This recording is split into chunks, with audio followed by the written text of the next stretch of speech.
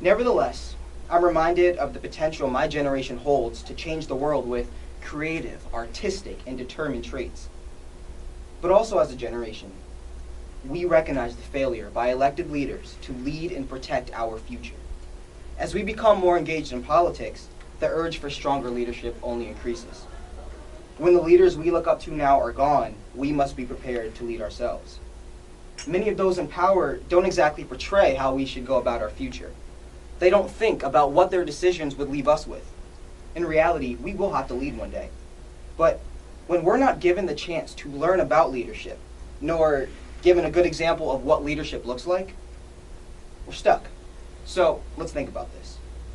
In order to cultivate future leaders, elected officials must set a clear example of how to lead and consider the future in the decisions they make. This is for a multitude of reasons, but one, our generation must be prepared to take on leadership when those in power fail to do that themselves. Two, significant decisions made by elected leaders will have an impact on the future. And three, the next generation will look and respond to how elected leaders worked when they were in office. We're often told as younger Americans that the future is in our hands, but how are we to know what to do with the future if we're not even taught how to lead? Consider this. If cities across the country launched a required youth leadership program through public, magnet, and charter schools, our youth would be prepared to take on leadership roles and become inspired to succeed. We must have a class where we tell our students, do not be afraid to lead. We need leaders like you going forward.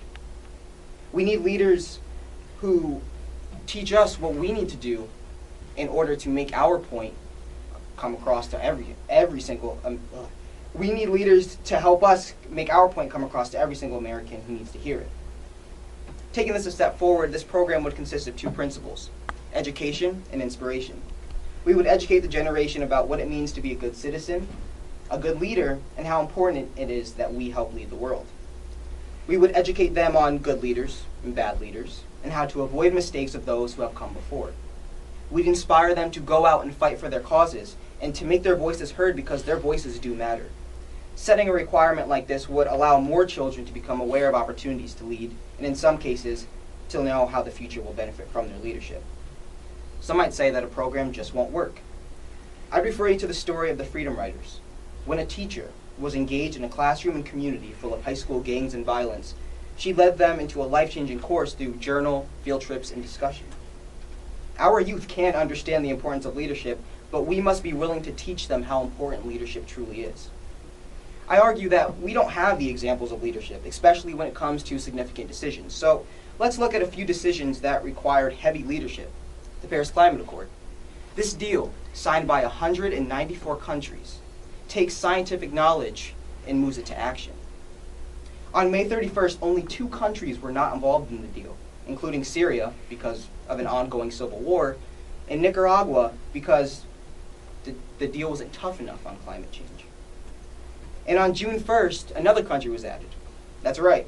On June 1st, 2017, United States President Donald Trump took us out of the deal, saying, "In order to fulfill my solemn duty to protect America and its citizens, the United States will withdraw from the Paris Climate Accord." A leader strives to care and protect its people. Agreed. But if his real mission here is to protect us, then his idea of protection and those of scientists are two different things. It's a decision like this that could have an extreme consequence on the environment moving forward. Leaders make decisions that are the best for the people they represent, not that are best for themselves. They must take this into consideration, especially when they are talking about life or planet-threatening issues like climate change. Barack Obama made some significant decisions as well. One was the Affordable Care Act. Without it, I wouldn't have insurance, nor would 20 million other Americans. The delivery of this act opened up a discussion surrounding the way we treat our citizens and the way we go about providing basic necessities for them. This bill was so important because of both the benefits and the flaws surrounding it, and it's still at the center of debate today.